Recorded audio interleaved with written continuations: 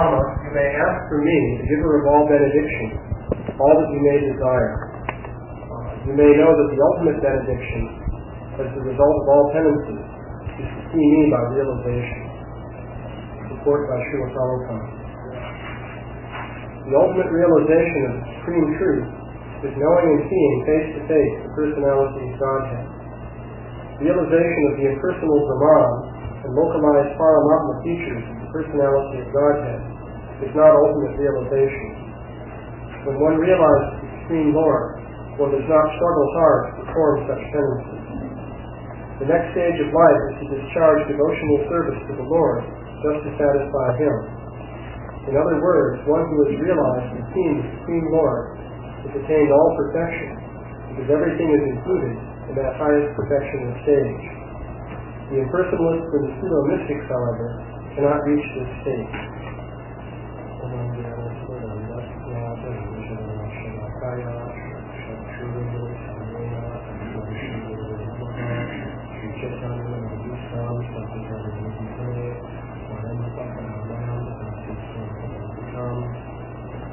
Translation again.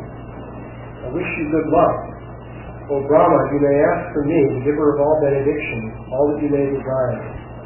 You may know that the ultimate benediction is the result of all penances, is to see me by realization.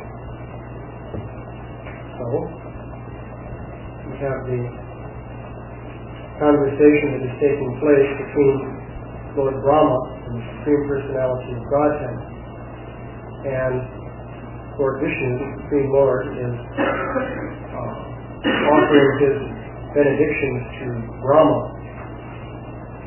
So Śrīla Prabhupāda points out in the purport that actually to have direct realization of the Supreme Lord on a personal level is the highest stage of self-realization. So in this world there are many different concepts of the goal of life. Many people, of course, are living on a platform of gross material existence. They're concerned merely with maintaining and spending for the material body and the different bodily relations. And they don't think of anything beyond that.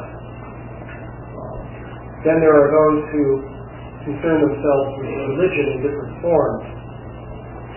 The Vedic scriptures provide a very systematic analysis of all the different types of religion that you can find within the world. And this is quite interesting. One objection people will often have to religious teachings is that they're sectarian, and it's just a matter of converting people from one faith into another.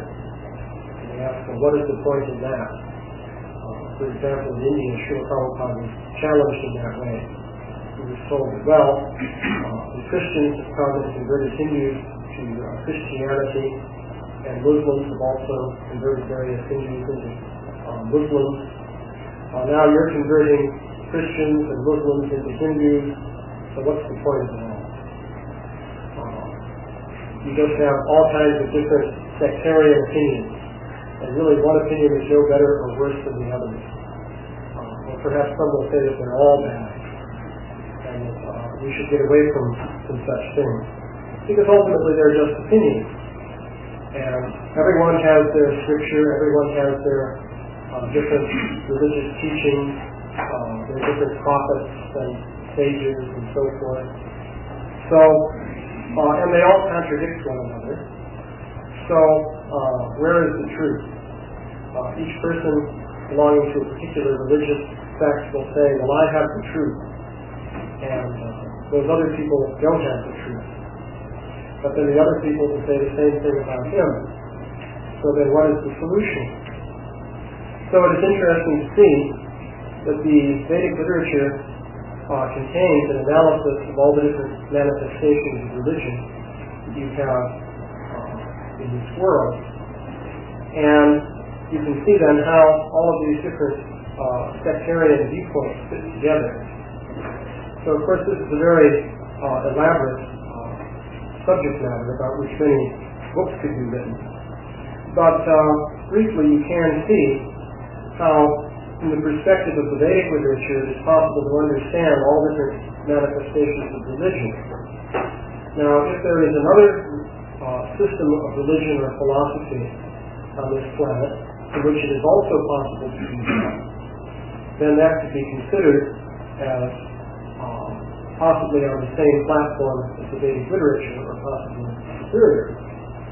But if there is in fact no other system of religion or philosophy on this planet which can encompass within itself all of the different philosophies, all of the different expressions of religion, and explain them and classify them in a intelligent and understandable fashion, then one would have to conclude that the Vedic system is actually superior to all the others. In other words, there is a criterion for deciding how to choose among all kinds of different conflicting doctrines and so forth. So, of course, to establish this basic point, namely that the Vedic system can include all of the other systems within itself and explain them, and that no other system, in fact, can do that with all other systems. That's something that can be pursued on various levels. You can give sort of a brief summary of the argument that can be made, or you can go into extensive detail, and ultimately to, the way it works is to convince some people you'll have to go into great detail, and there will be other people who you can't convince anyway because their minds are made up about various different shades of opinion. But in any case, one can give a brief outline of the situation of different religions as explained by the Vedic literature. So in the Bhagavad Gita, Krishna explains that there is religion in the modes of goodness, passion, and ignorance. And under these different categories, you see different manifestations. So that's one way of categorizing things, according to the modes of material nature. Then there are the basic categories of karma kanda, jnana kanda, and vipassana kanda. So that's another way of categorizing. So actually, if you look at those categories, you wind up with 9 different divisions. If you multiply, if you take each of the categories of one type and divide it into 3 by categories of the other type.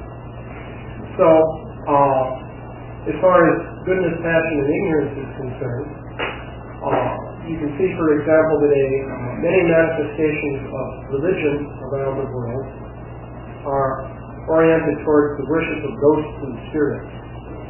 So this is described in the Bhagavad Gita as religion in the mode of ignorance. And this goes on. It's very popular. There are many different categories of this, from what is called spiritualism in Western countries to different kinds of shamanism and so forth in different societies around the world. Some ethnographers have made studies of shamanism. This is a quite popular topic in what's called cultural anthropology. And it's interesting to see that all over the world you have certain basic systems of belief involved with worship of ghosts and spirits and so forth. And these different systems are quite distinctive. You find the same patterns recurring in North America, South America, all across Northern Asia, from Siberia over into Lapland, and so forth. So this is religion in the mode of ignorance. This type of religion, by the way, involves real phenomena. Mode of ignorance refers to the fact that it causes one to focus on qualities and psychological modes of activity which would tend to bring one lower in the cycle of birth and death within the material world. But it doesn't mean that the things that people are talking about are not real. In fact, if you look at these different categories of phenomena, you'll see that there's a lot of evidence that things really happen in these different mode of ignorance manifestations of religion. Now, an interesting development is that in modern American society, you find a lot of talk, especially in recent years, about such things as out-of-body experiences and past life memories and so on and so forth. Actually, if you look at this from a broader perspective, you can see that these people are approaching the platform of ignorance in the mode of religion in the mode of ignorance. Because all of the different manifestations that they're talking about are, for example, standard features of this broad category of religion you could call shamanism. For example, the shamans would typically travel out of their bodies and engage in different activities, and then would come back into their bodies. So nowadays you hear about people having out-of-body experiences, and this is considered in modern Western society to be a very controversial topic. As far as science is concerned, such things don't really exist. They must be some kind of illusion or hallucination. Of course, it's also interesting to note that no one really knows what hallucination is. What is a hallucination anyway? How does that work? You could say then that in modern society you have people approaching religion in the mode of ignorance. Actually, many New Age ideas of spirituality involve a gradual process in which people in modern society are approaching religion in the mode of ignorance. They haven't quite attained to that platform yet, but they're heading in that direction. So, the worship of the demigods would correspond to, pretty much, it depends on how they are worshipped. Religion in the mode of passion or religion in the mode of goodness. Religion in the mode of pure goodness would be the worship of the Supreme Personality of Godhead. Now, another factor, of course, is this division into karma kanda, jnana kanda, and upasana kanda, and so forth. So, many manifestations of religion that you have all over the world are related to material goals. And so that would basically be the category of karma kanda. So that's very well developed in the Vedic society. Especially you have the worship of demigods for the purpose of gaining different material ends. And this is very standard in, for example, typical forms of Christianity. You have people also worshiping Jesus Christ or God as they conceive of him in order to obtain different material goals. Then jnana kanda would be the religion of the philosophers. The basic idea of jnana kanda is through the transformation of one's consciousness, through the acquisition of knowledge, one wants to come to some higher stage of realization. And typically it is concluded that the ultimate stage of realization as conceived by the process of jnana kanda is something impersonal. It's actually natural, using this process of obtaining knowledge, to come to impersonal conclusions. So that's very elaborately developed in the, of course, in Vedic literature and in Vedic tradition. And of course you have the age-old debate between the Mayavadis and the Vaishnavas in India. Of course, in the West, most knowledge of Hinduism, especially in Western universities, and also in what you could broadly call popular Hindu movements in America, the New Age, which has large elements of Hinduism in it, and the different yoga groups and so forth. All of this is basically devoted to the impersonal philosophies that have arisen within India. There's relatively little knowledge of the Vaishnava philosophy or personal theism, and of the fact that over the millennia there have been ongoing debates between the Vaishnavas and the impersonalists. Nor is it known that the Vaishnavas have traditionally won these debates. But it takes research to find that out. I'll mention, interestingly enough, as an aside, let's see, I forget the name of this particular scholar, but there was a scholar who was writing, a standard Indological scholar from some reputable university, who was writing about the commentary on the Vedanta Sutra by Ramanuja. And he said that actually Ramanuja's commentary is superior to that of Shankaracharya. From a scholarly viewpoint, he said that Ramanuja actually addresses the issues involved in the Vedanta Sutra in a more accurate way, in a way that is more true to the actual text of the Vedanta Sutra than Shankaracharya. So you have a scholar recognizing this fact. So in any case, this debate is not well known, but you have this long-standing conflict between impersonalism and personal theism. So if you look at other manifestations of religion, you'll also see the same themes being reflected. For example, if you look at Christianity, you'll see that ultimately Christianity in its original form and in its more popular form is based on a type of personal theism. God is conceived of as a person who personally created heaven and earth, and who ordained things, who created with his word. Now, what is the word of God? You think if one speaks of the word of God, one must be thinking of some person who pronounces the word. Generally, words are spoken by a person. That's the implication. So, the original concept pretty much in Christianity was that you have God as a person. God has his chosen people, he chastises them, and so on and so forth. But if you look at what you could call philosophical Christianity, you'll find that God has become an impersonal principle, and that ideas regarding God as a person are regarded as being somewhat naive. This is the typical response of the impersonalist to the personal theist.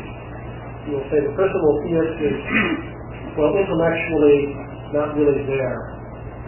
He's definitely naive. So, you see this going on in Christianity. In Islam also, there are impersonalist sects. For example, the Sufis are impersonalists. So, the impersonalists tend to either intellectualize about the ultimate absolute truth, or they're prone to engage in some form of meditation in which they try to visualize some kind of life or something like that. So you see this all over the world also, in different manifestations. Now, the concept of a supreme person, who is the original cause of all causes, is also very widespread all over the world. If you look at the standard propaganda from coming from Christian sources, you'll hear that monotheism really first came about in the Jewish tradition, and then the Christians perfected it. This is at least what I was always taught. So the idea is that everyone who came in an earlier phase in history was polytheistic. These people were worshippers of many gods. And you hear that, well, primitive people personified the forces of nature and created various ideas of different types of gods. And so you have the god of storms, that would be Indra, and the god of the wind, that would be Vayu. And of course, there's the ocean god, that would be Varuna, and so on and so forth. So they worshipped many gods, but then a higher development in thought occurred in Israel, and they developed the idea of the one God. So this concept is propounded by the you could say the believers in Judeo-Christian tradition, who would say that actually these people were the first to realize that there really is just one God. And then, of course, there are the skeptics of Judeo-Christian tradition who will say that, well, actually, these people originally believed in many gods, and at a certain point they went through a philosophical transformation and began talking about only one God. We can still see signs of that in the Bible. For example, Elohim, one of the Hebrew words for God, is a plural form, and actually that shows they were worshiping many gods. So these arguments are made. It is interesting to note, though, that if you look around the world, you'll find that belief in an original supreme person is very common. For example, if you go across, let's say, northern Asia, at the different, look at the different Siberian tribes, Mongols and Tatars and Ostiaks and so on and so forth, Yakuts, there are many of them. Practically all of them have a belief in a supreme person who is the original creator. Now, if you go to darkest Africa, you'll find the same thing is true. If you look at all the different tribes of Africa, you'll find that most of them also believe in original supreme creator. Now, pretty soon people are going to start thinking, maybe it's primitive to accept an original supreme creator. If you go to Australia and look at the Aborigines, you'll find that many of their tribes believe in an original personal creator. Now, it's interesting to see what happens with these different groups. Very often you'll find that the personal creator is not worshipped.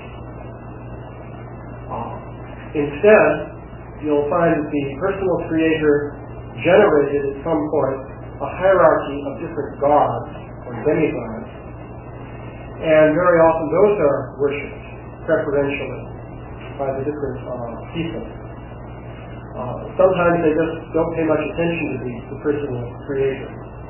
In other cases, they have an explicit philosophy that says, well, the personal creator is so far away from people of this earth that there's no point in worshiping him. He doesn't care about them.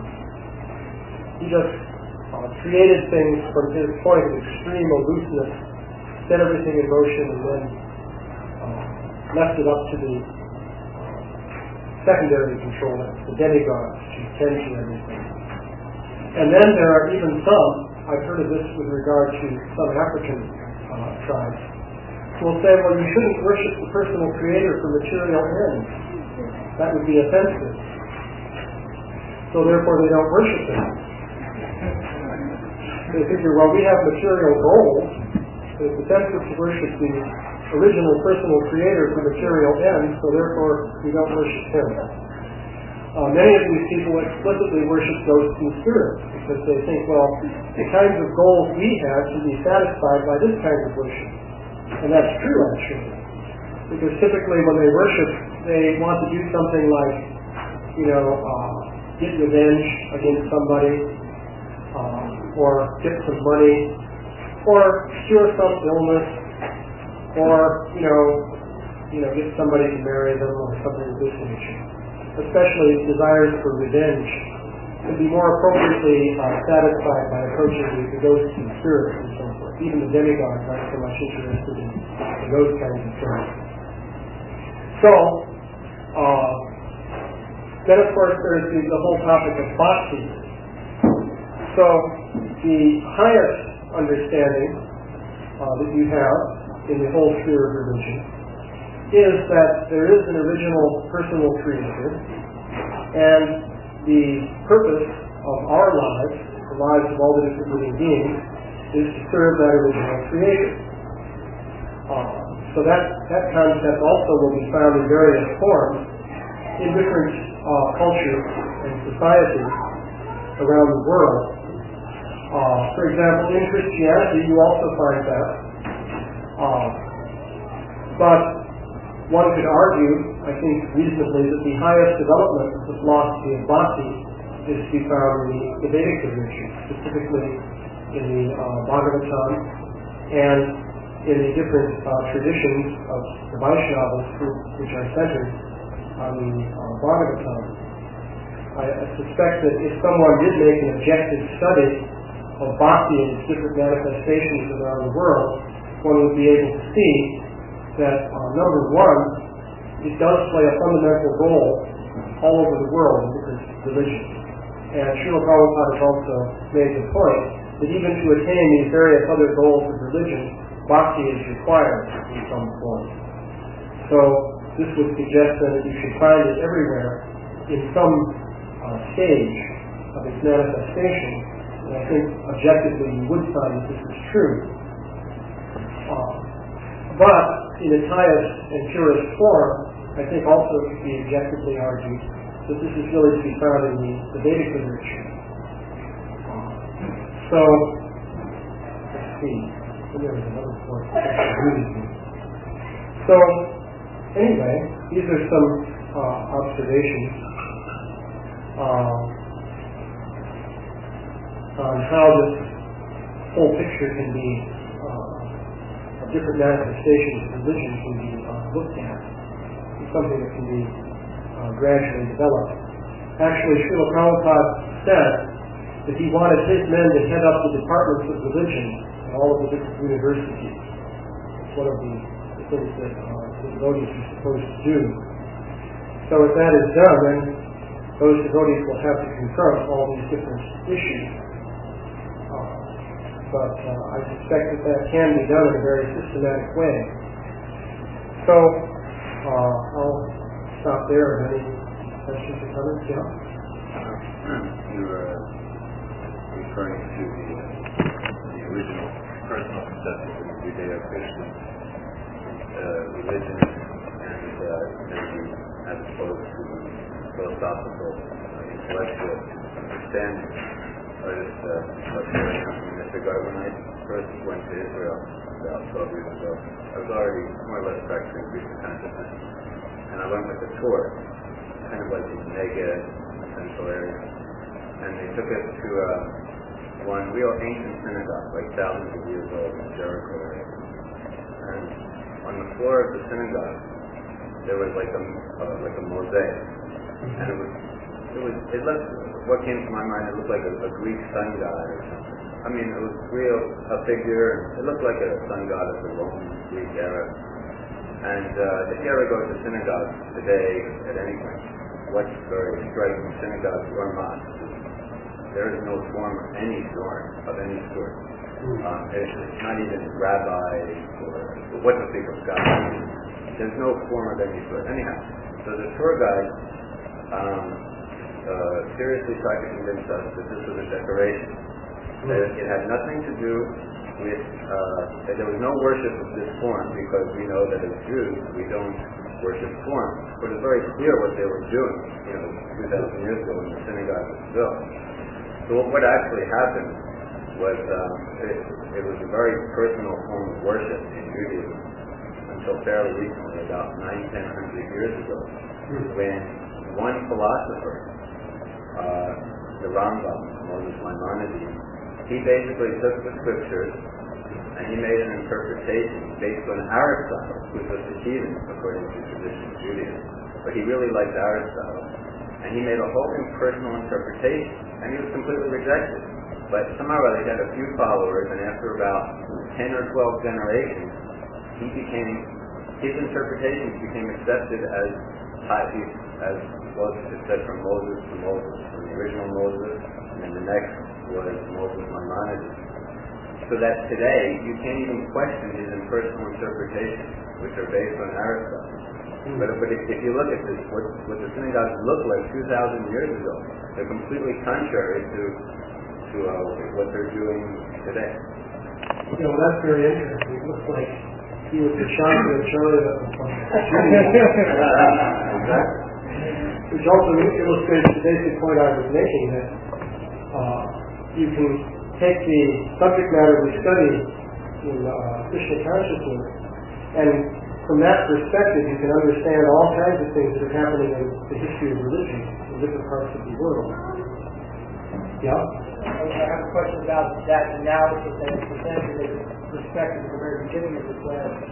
So if we take, say, the Vedic perspective, then we've analyzed all the other religions, and we're saying they could fit within different categories from that Vedic perspective. Is it a question that analyzation can be done, but then these traditions are rejected, or are they found valuable? Because how others might receive such an analyzation will depend very much on whether we come to the conclusion useless or come to the conclusion some value. So the analysis, the question is what value judgments are coming along with this analysis. And of course there are value judgments, inevitably so. They don't have to necessarily be presented in a way that will antagonize people. One thing you observe in some religious traditions is exclusivism. And of course, this is one of the issues that causes many people to be very wary concerning religion. Of course, the most famous exclusive religion that we know of today would be Christianity in various forms. Because there the idea is our way is the truth and that's it. Everything else is false. In fact, to be explicit, everything else is the work of the evil counterpart of God. Actually, I understand this really comes from Iranian dualism called Mazdaism, the idea that there's a God of good and a God of evil. So anyway, our religion comes from the God of good and all the rest comes from the evil one. So inevitably, one is forced to have a value judgment with respect to that approach to religion. One would have to say that is a phenomenon that does arise based on different features of human nature. Now, also, if you look, say, at worship of ghosts and spirits, if we say that religion in the mode of ignorance, the very choice of words suggests that is something that is not good. On the other hand, we don't say that it's entirely false.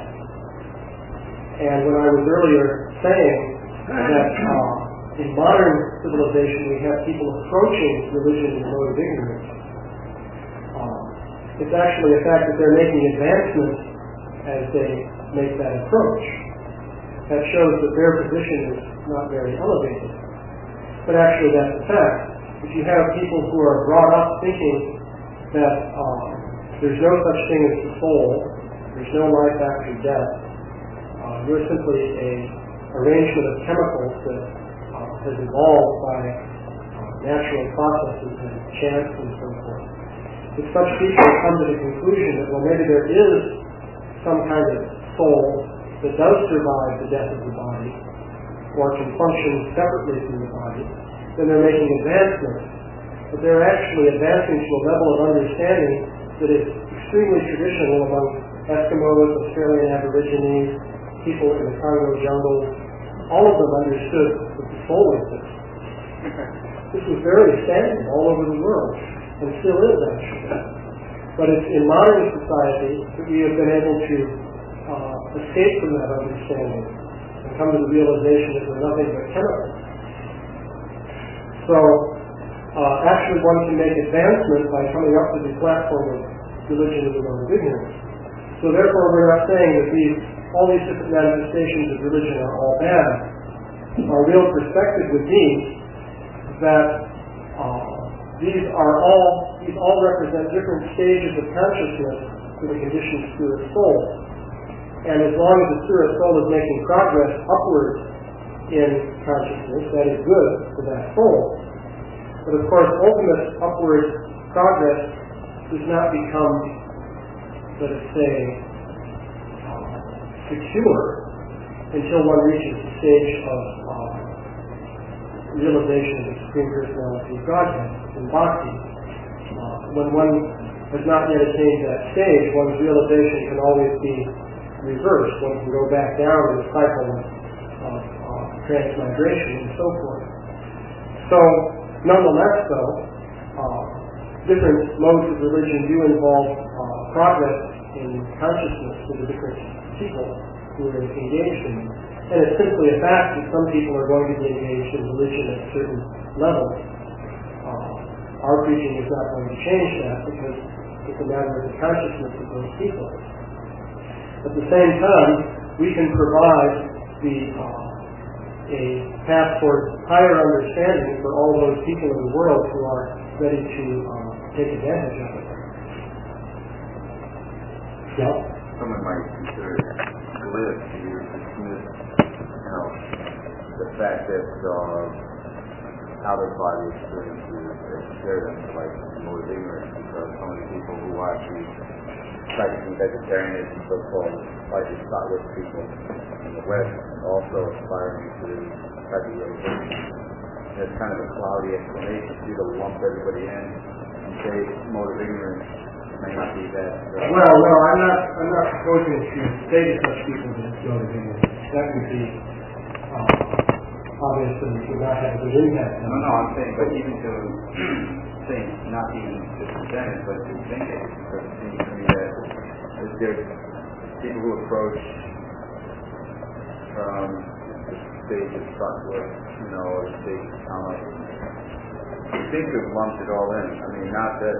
Well, no, the point that I was making. It seems like the New Age movement, there are many people who are vegetarian who aren't totally in order to don't take drugs. It's just like some of the global people out here, Temple University, they're not really in the mode of ignorance that much. Well, then they're not. So it seems like the general trend of those people, there are a fair amount, not half or more, that aren't. In other words, talking about out-of-body experience who are not just simply. No, if you look at out-of-body experiences, one thing you see, I'm not speaking necessarily of people who try to become vegetarian and so forth. It is toxic, for example, to become vegetarian on the basis of not being violent towards other forms of life. That's basically toxic, right? Of course, Buddhism would be one of the famous religious and cultural movements which stresses not being violent to other forms of life. So, just an example indicating the platform at which that kind of philosophy is situated. But as far as out-of-body experiences are concerned, the concept that there is something which one could call the soul, which can exist outside of the body, and which would survive the death of the body, that kind of idea is becoming more widespread at the present time amongst many people who are not particularly inclined toward being vegetarian necessarily. A lot of people talk about out-of-body experiences who eat meat. I was recently at a conference where, for the purpose of preaching, I sat down at a big table full of people who were sawing into steaks and all kinds of things like that. And they were talking about such things. But I also noticed what they were drinking. It contained what is known as the stool of yeast. So, ethanol, fortunately, not methanol. But these people are actually the ones I had in mind when I was saying that they're coming up to religion and mode of ignorance. And we shouldn't disparage all the tribal people and so forth also. The use of negative terminology actually should be avoided, and for that reason, I wouldn't recommend saying to people what you believe is religion in the mode of ignorance. That wouldn't be good. That would make people angry. No point in doing that. But as far as the classifications given in Vedic literature is concerned, we can look at things objectively from that point of view.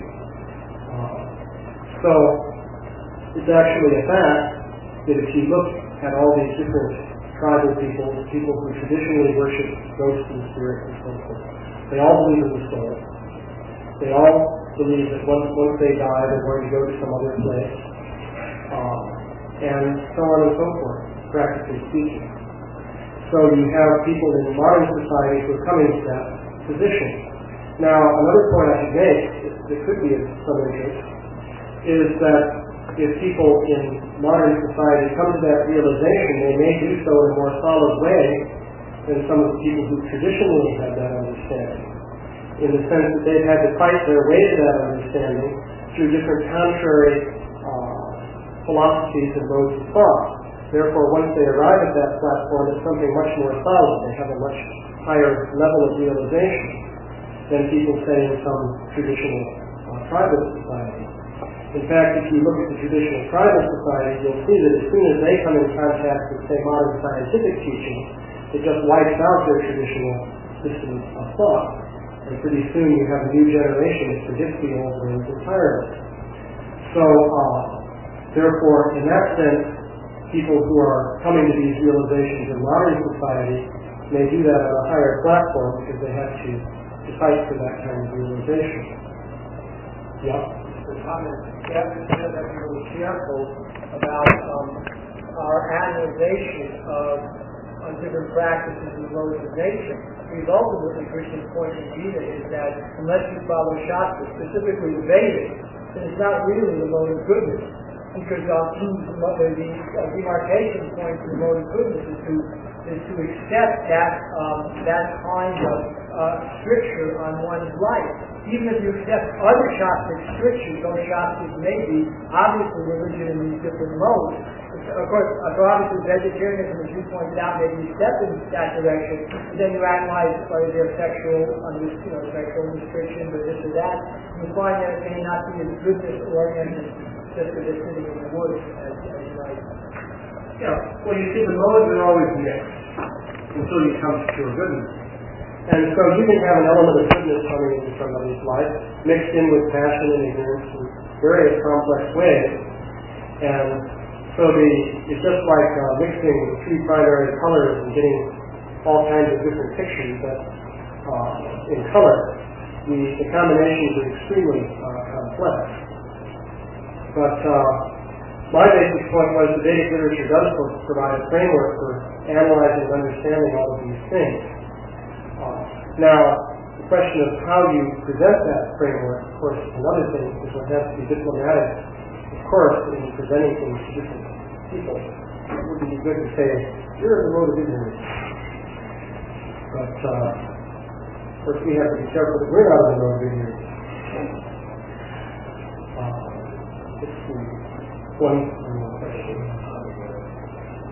There's theoretically understanding that we're not this body. And the actual realization of it. Will the actual realization of that be a manifestation of some goodness? Or is it possible to realize it in another mode? Well, mode of goodness corresponds to truth.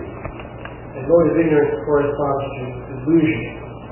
So then you can ask, well, how can it be that somebody with a mode of ignorance knows anything that is true? Well, the answer, of course, is that things are always mixed. As I was saying, these people who worship ghosts and spirits know that there are such things. And that's true. So that's some truth that they have. So that must be goodness. Whereas mode of ignorance tends to be associated with dreams and illusions and so forth. Of course, you'll see that these people are involved in different dreams and illusions to a large extent also. They may be approaching the spirits in order to gain some material goal, which a person on a higher platform of realization will see as utterly wretched thing to pursue. But in general, any truth that one knows would be in the mode of goodness. It's an actual truth. Theoretical, it's actually beyond realization. Then what is actually unrealized in these lower, they have no importance to them anymore. In a sense, it's theoretical. They understand, they've heard the story. Yes. They're not actually on the platform. Which people are you referring to? Like saying, religion.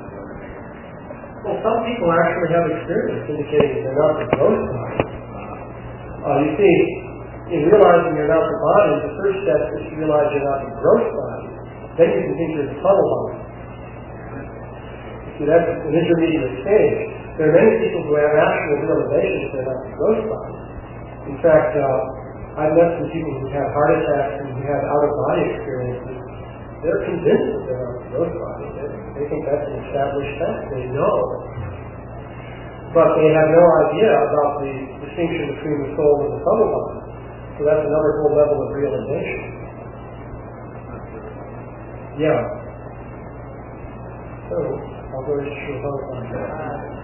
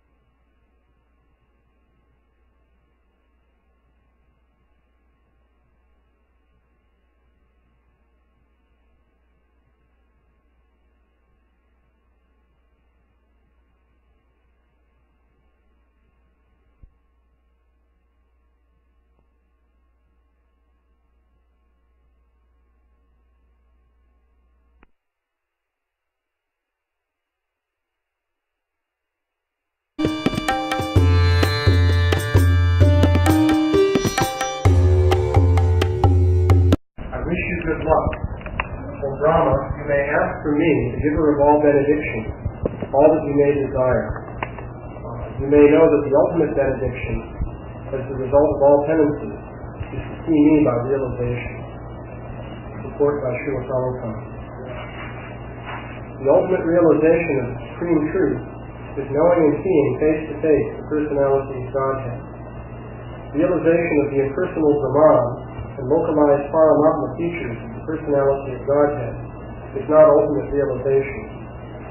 When one realizes the Supreme Lord, one does not struggle hard to perform such penances. The next stage of life is to discharge devotional service to the Lord just to satisfy Him. In other words, one who has realized and seen the Supreme Lord has attained all perfection, because everything is included in that highest perfectional stage. The impersonalists and the pseudo-mystics, however, cannot reach this state.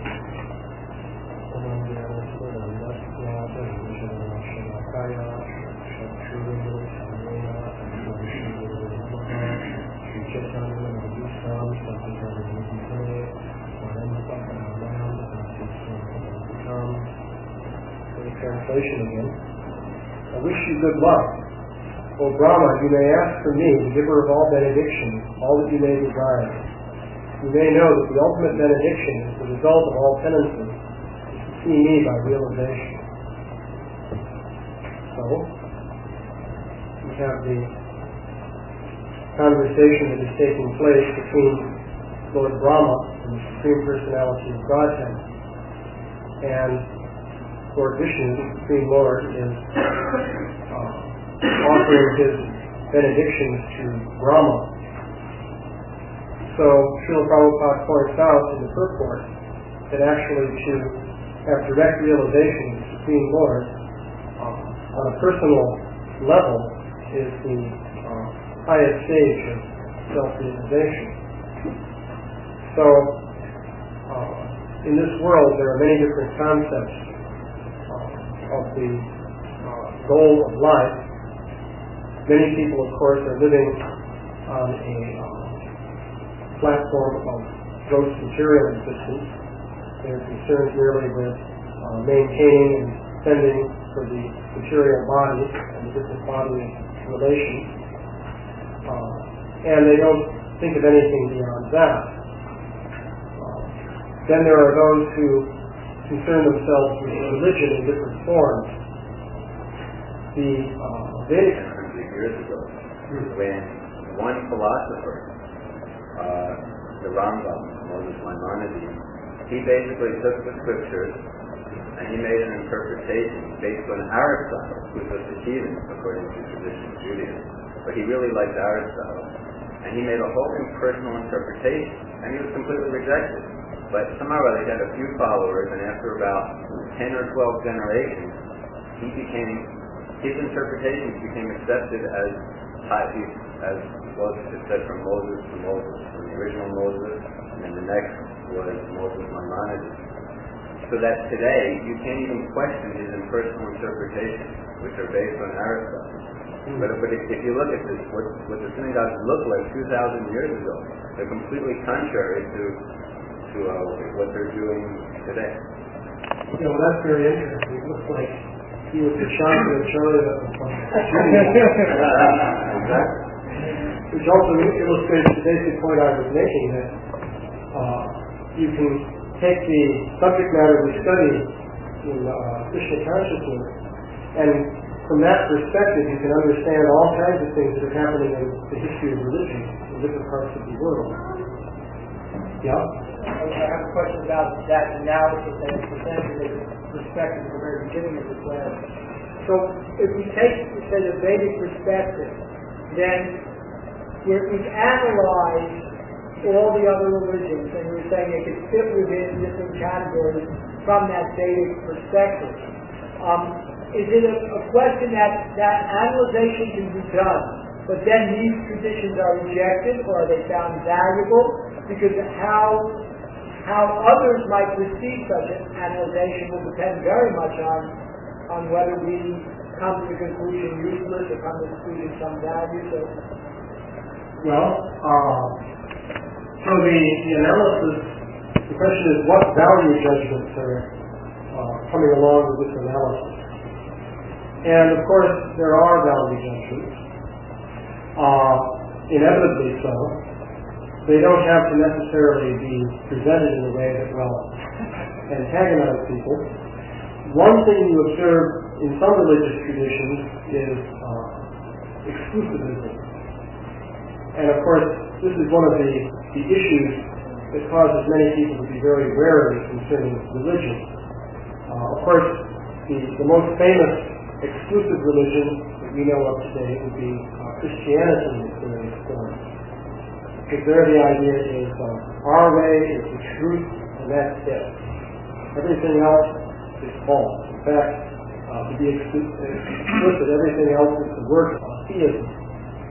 So if you look at other manifestations of religion, you'll also see the same themes being reflected. For example, if you look at Christianity, you'll see that ultimately Christianity in its original form and in its more popular form is based on a type of personal theism. God is conceived of as a person who personally created heaven and earth, and who ordained things, who created with his word. Now, what is the word of God? Do you think if one speaks of the word of God, one must be thinking of some person who pronounces the word? Generally, words are spoken by a person. That's the implication. So, the original concept pretty much in Christianity was that you have God as a person. God has his chosen people, he chastises them, and so on and so forth. But if you look at what you call philosophical Christianity, you'll find that God has become an impersonal principle, and that ideas regarding God as a person are regarded as being somewhat naive. This is the typical response of the impersonalist to the personal theist. You will say the personal theist is, well, intellectually not really there. He's definitely naive. So, you see this going on in Christianity. In Islam also, there are impersonalist sects, for example, the Sufis, are impersonalists. So the impersonalists tend to either intellectualize about the ultimate absolute truth, or they're prone to engage in some form of meditation in which they try to visualize some kind of light or something like that. So you see this all over the world also, in different manifestations. Now, the concept of a Supreme Person, who is the original cause of all causes, is also very widespread all over the world.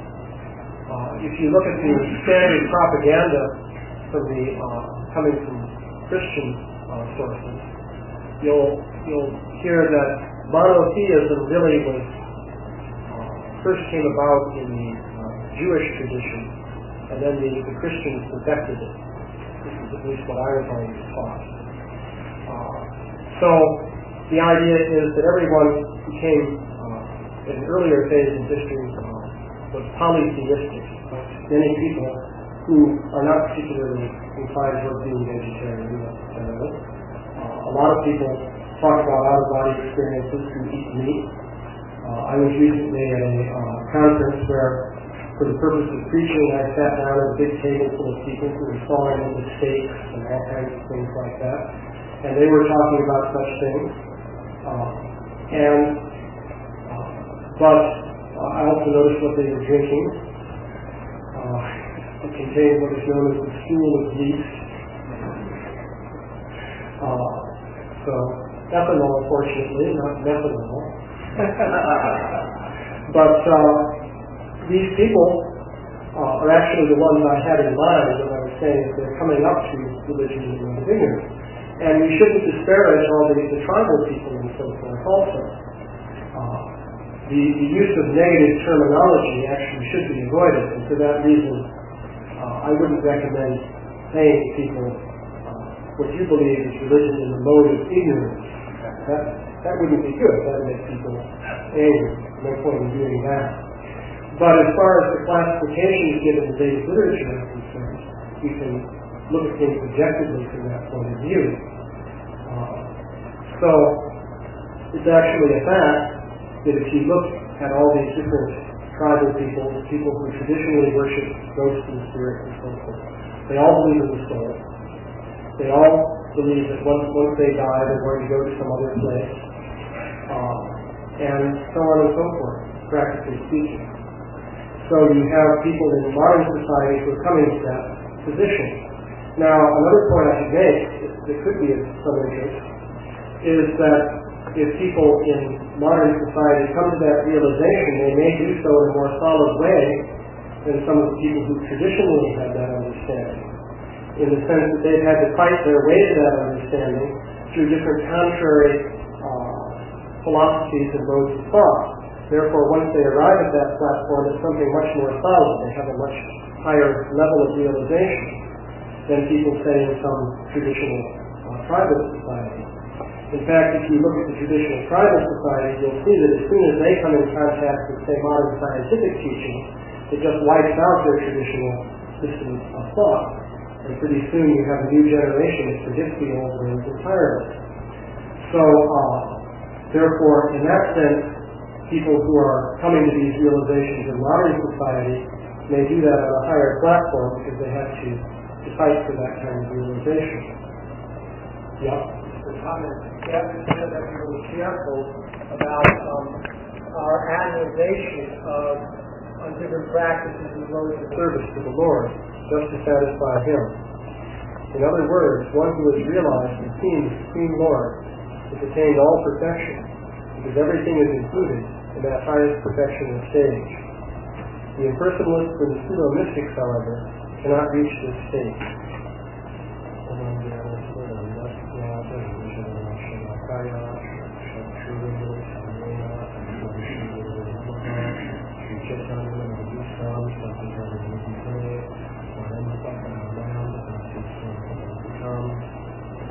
Translation again.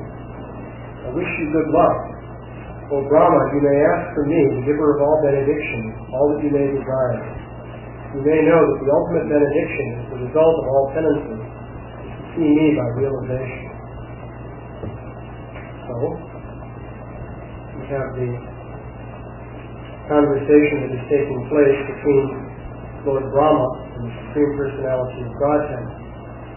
And Lord Vishnu, the Supreme Lord, is offering his benedictions to Brahma.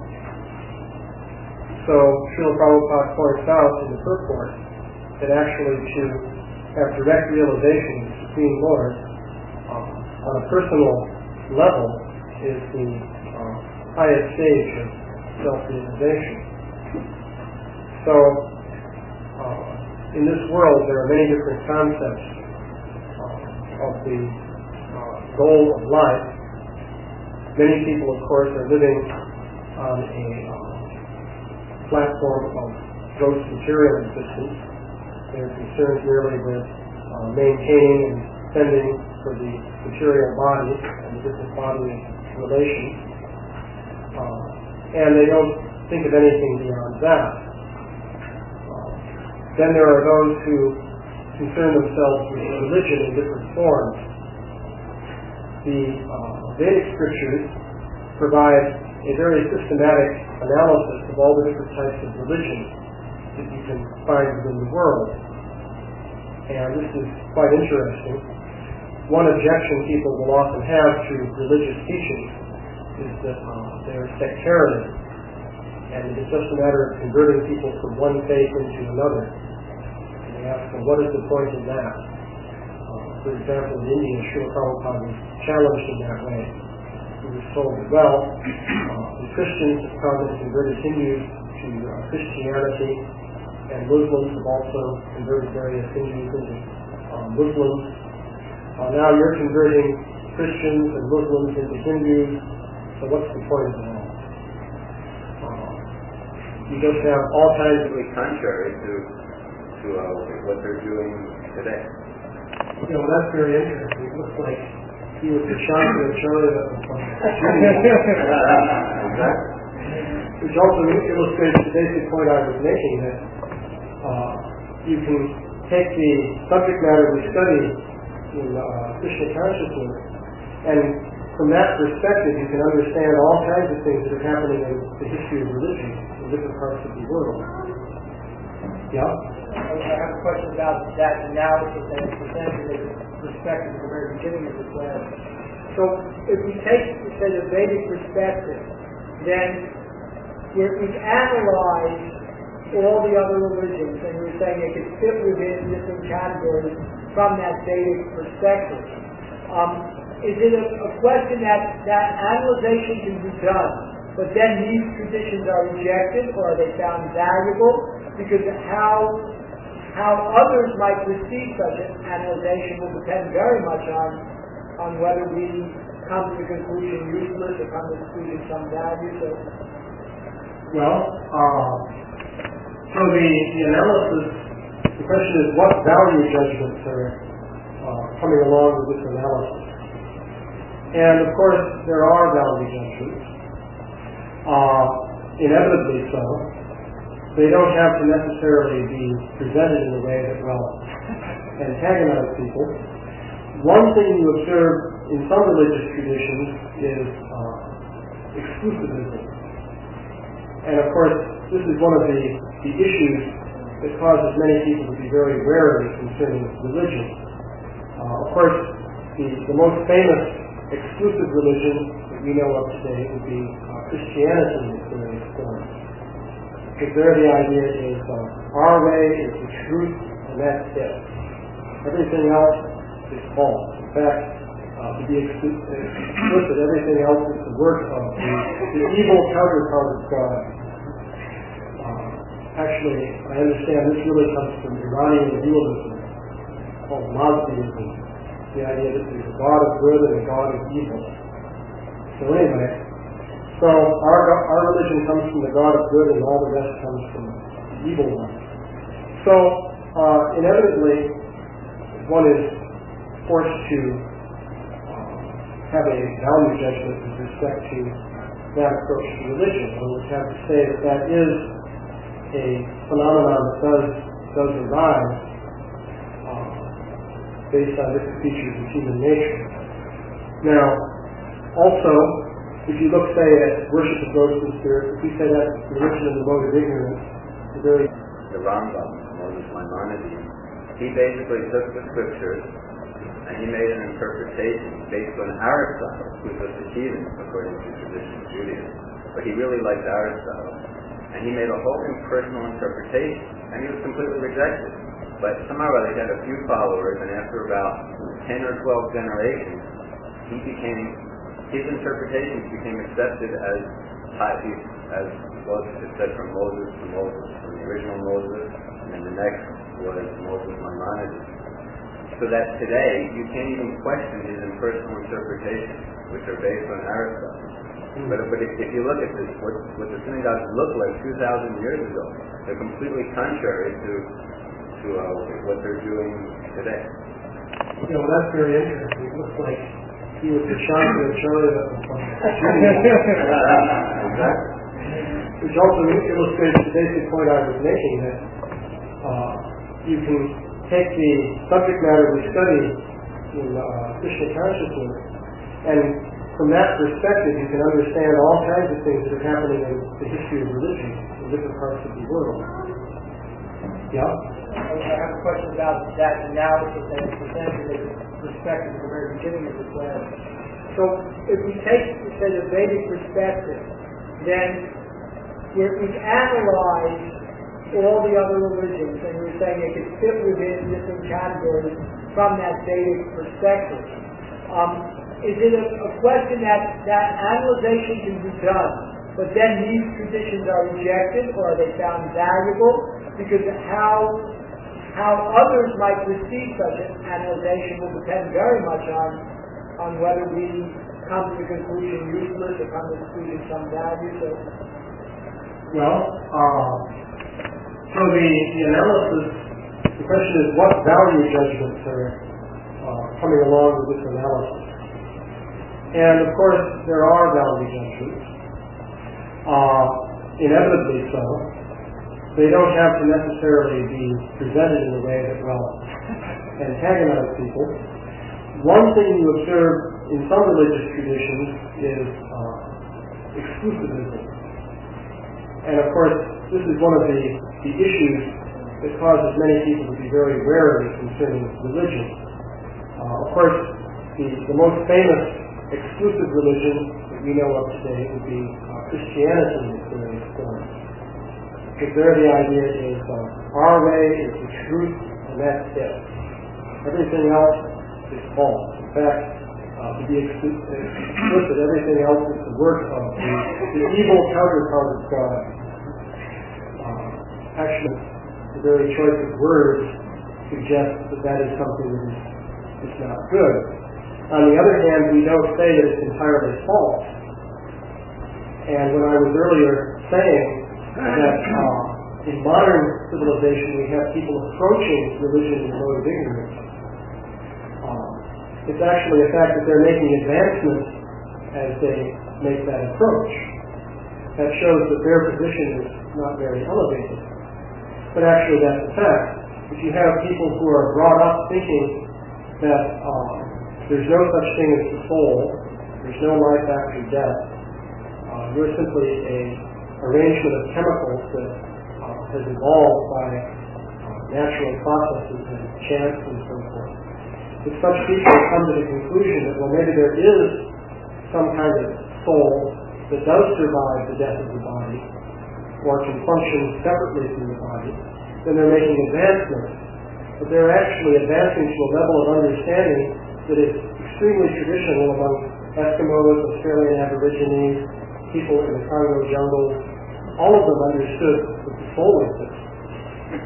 This was very standard all over the world, and still is actually.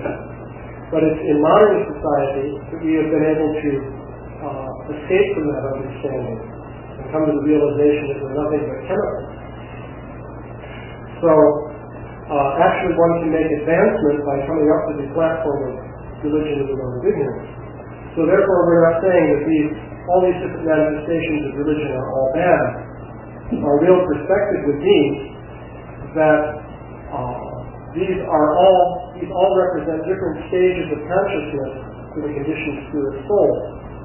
And as long as the spirit soul is making progress upward in consciousness, that is good for that soul. But of course, ultimate upward progress does not become, let us say, secure until one reaches the stage of realization of the Supreme Personality of Godhead in Bhakti. When one has not yet attained that stage, one's realization can always be reversed. One can go back down in the cycle of transmigration and so forth. So, nonetheless, though, different modes of religion do involve progress in consciousness for the different people who are engaged in it. And it's simply a fact that some people are going to be engaged in religion at certain levels. Our preaching is not going to change that because it's a matter of the consciousness of those people. At the same time, we can provide a path towards higher understanding. Sometimes they just don't pay much attention to the personal creator. In other cases, they have an explicit philosophy that says, well, the personal creator is so far away from people of this earth that there's no point in worshiping him. He doesn't care about them.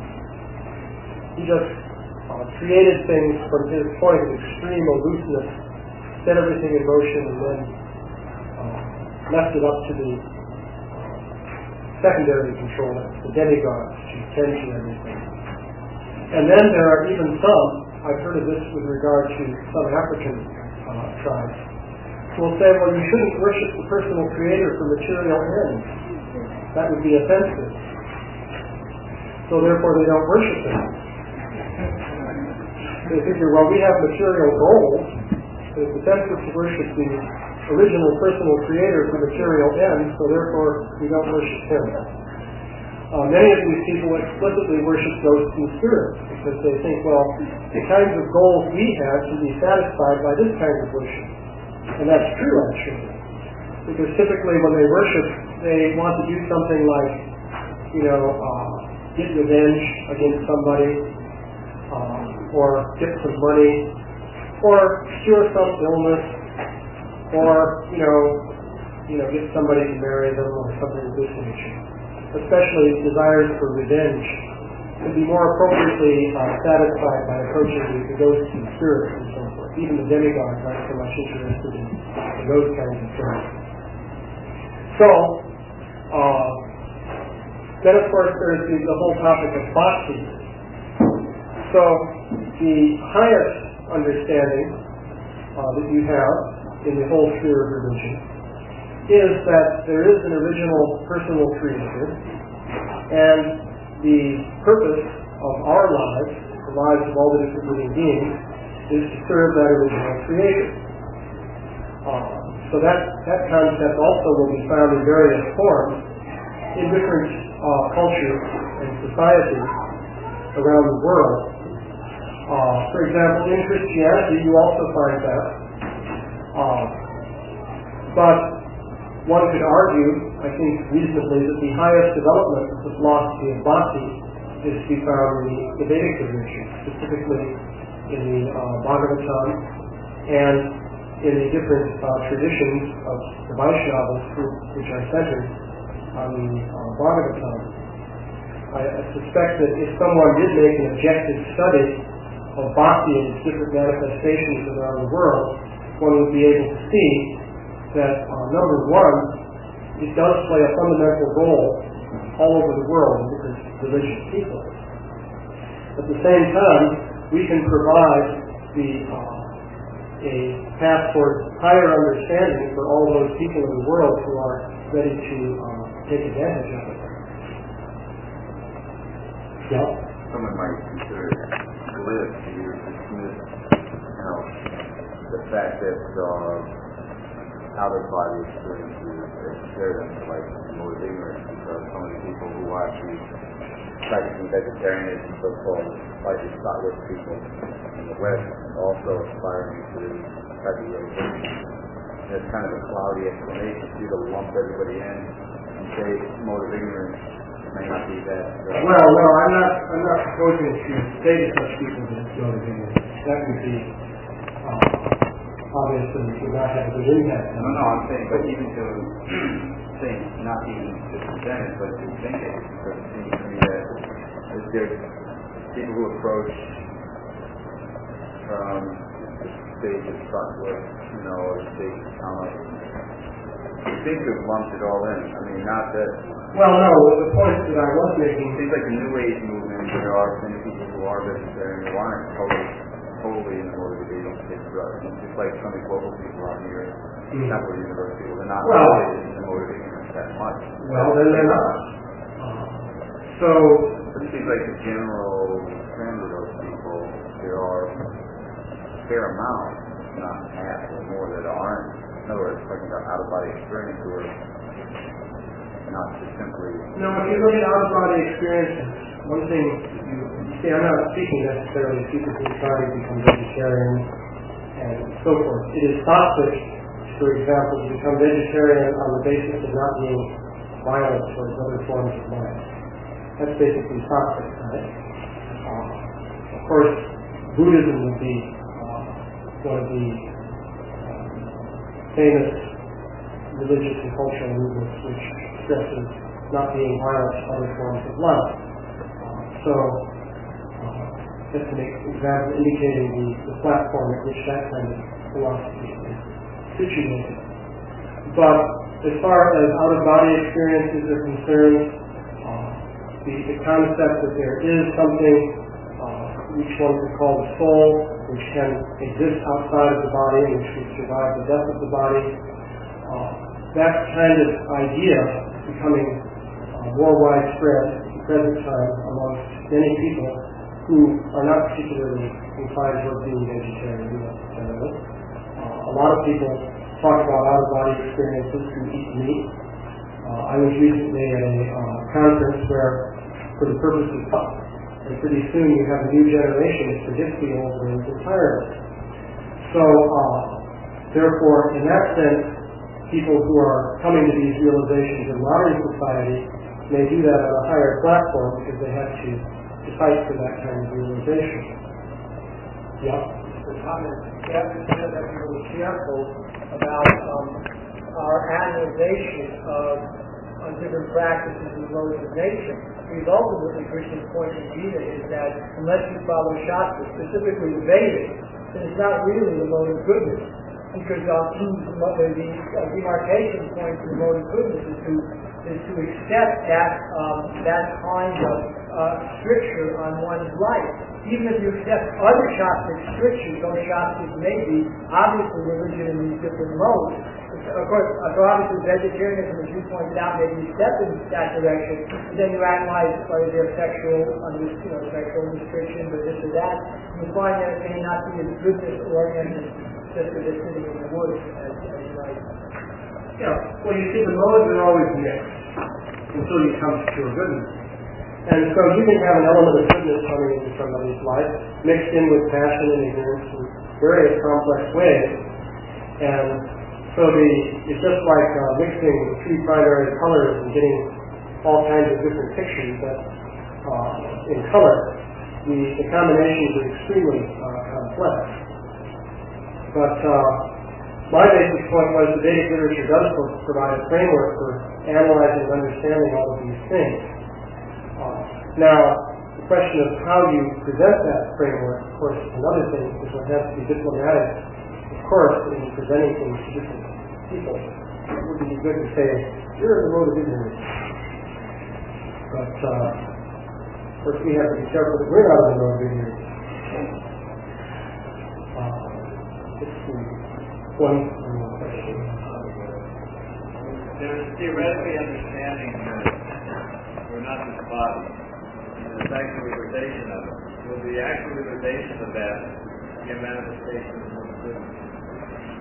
Or is it possible to realize it in another mode? Well, mode of goodness corresponds to truth, and mode of ignorance corresponds to illusion. So then you can ask, well, how can it be that someone in the mode of ignorance knows anything that is true? Well, the answer, of course, is that things are always mixed. As I was saying, these people who worship ghosts and spirits know that there are such things. And that's true. So that's some truth that they have. So that must be goodness. Whereas mode of ignorance